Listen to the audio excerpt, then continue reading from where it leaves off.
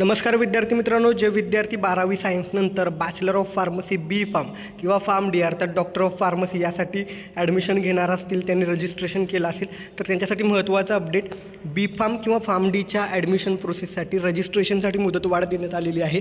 14 August 2026 सायंकाळी 5 वाजेपर्यंत तुम्ही रजिस्ट्रेशन करू शकता. 14 ऑगस्टपर्यंत तुम्हाला रजिस्ट्रेशनसाठी मुदतवाढ देण्यात आलेली आहे. यामुळे पुढचं वेळापत्रक देखील बदललं आहे, ते कसं आहे बघूया. तर लक्षात ठेवा, 14 ऑगस्टपर्यंत तुम्हाला रजिस्ट्रेशन आणि फॉर्म भरता येणार आहे. त्यानंतर 16 ऑगस्ट 2026 अर्थात 16 ऑगस्टपर्यंत तुमचा तो फॉर्म तुम्ही ई स्क्रुटिनी किंवा फिजिकल स्क्रुटिनी पद्धतीनं व्हेरीफाय करून घेऊ शकता.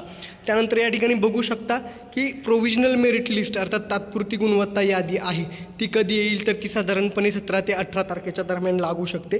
प्रोव्हिजनल मेरिट लिस्ट म्हणजे काय? यामध्ये नाव, मार्क, कास्ट कॅटेगरी तुम्ही जसं भरलेली आहे माहिती, CET सेलकडे जो डेटा आहे तो पुन्हा अवेलेबल केला जातो.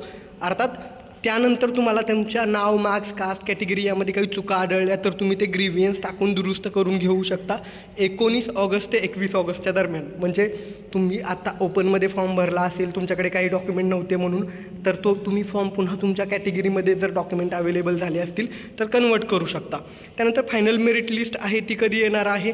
अर्थात फायनल मेरिट लिस्ट ज्याला आपण अंतिम गुणवत्ता यादी म्हणतो, ती येणार आहे या ठिकाणी 23 ऑगस्ट 2026 रोजी.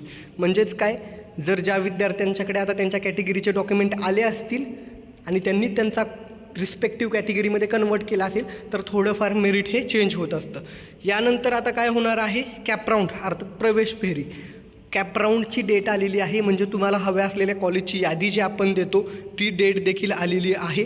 23 तारखेलाच या ठिकाणी काय होणार आहे? सीट मॅट्रिक्स अवेलेबल होणार आहे. म्हणजेच काय, कुठल्या कॉलेजला कास्ट कॅटेगरीनुसार किती जागा असतात ही माहिती अवेलेबल होईल. यानंतर तुम्हाला कॅपराऊंड 1साठी ऑप्शन फॉर्म भरता येईल 24 ऑगस्ट ते 26 ऑगस्टच्या दरम्यान. 24, 25 आणि 26 ऑगस्टला तुम्हाला तुमच्या लॉग इनमध्ये जाऊन हवी असलेली कॉलेजची यादी द्यायची.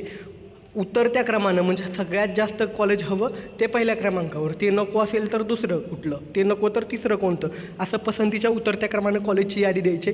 पूर्वीसारखं राहिलेलं नाही आहे. ऑप्शन फॉर्म कॅपराऊंडचे रूल बदललेत, त्याचा व्हिडिओ मी खाली देतो आहे, तो बघा. म्हणजे पहिल्या कॅपराऊंडला पहिलं कॉलेज ॲटो फ्रीज होईल, दुसऱ्या कॅपराऊंडच्या वेळेस तुमचे पहिले 3 ऑप्शन ॲटो फ्रीज होतील, तिसऱ्या वेळेस पहिले 6 ऑप्शन ॲटो फ्रीज होतील. म्हणजे असेच कॉलेजची नावं द्यायची आहेत. ॲटो फ्रीज होतं म्हणजे काय, त्या कॉलेजला प्रवेश घ्यावाच लागतो, म्हणून कॉलेजची यादी देताना काळजीपूर्वक द्या. अर्थात कॅपराऊंड 1ला तुम्हाला कॉलेज मिळालं आहे का नाही हे तुम्हाला 28 ऑगस्ट 2026 रोजी समजेल. अर्थात 28 तारखेला तो रिझल्ट आल्यानंतर 29 ते 31च्या दरम्यान जर मिळालेलं कॉलेज आहे, तिथे ॲडमिशन घ्यायचं आहे तर फ्रीज करायचं, कॉलेजमध्ये जाऊन डॉक्युमेंट सबमिशन करायचं, रिपोर्टिंग करायचं, ॲडमिशन घ्यायचं. समजा ते कॉलेज नको आहे, ते दुसऱ्या किंवा तिसऱ्या क्रमांकाचं आहे पहिल्या कॅपराऊंडच्या वेळेस, आणि तुम्हाला अजून चांगलं कॉलेज मिळावं म्हणून बेटरमेंट करायचं असेल तर नॉट फ्रीज बेटरमेंट करायचं.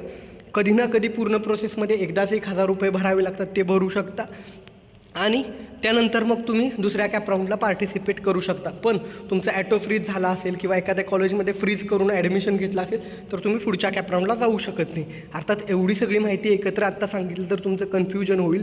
ज्या त्या वेळेस कॅप राऊंडचे ऑप्शन फॉर्म भरायचे असतील किंवा कॉलेजची यादी निवडणं असेल, फ्रीज करू की बेटरमेंट करू, याबाबतीत वेळोवेळी व्हिडिओ टाकून मार्गदर्शन केलं जाईल. अर्थात दिलेली माहिती आवडली असेल, व्हिडिओला लाईक करा. काही शंका असतील खाली कमेंट करा, पुढच्या व्हिडिओत त्याची उत्तरं दिली जातील. धन्यवाद. थँक्यू.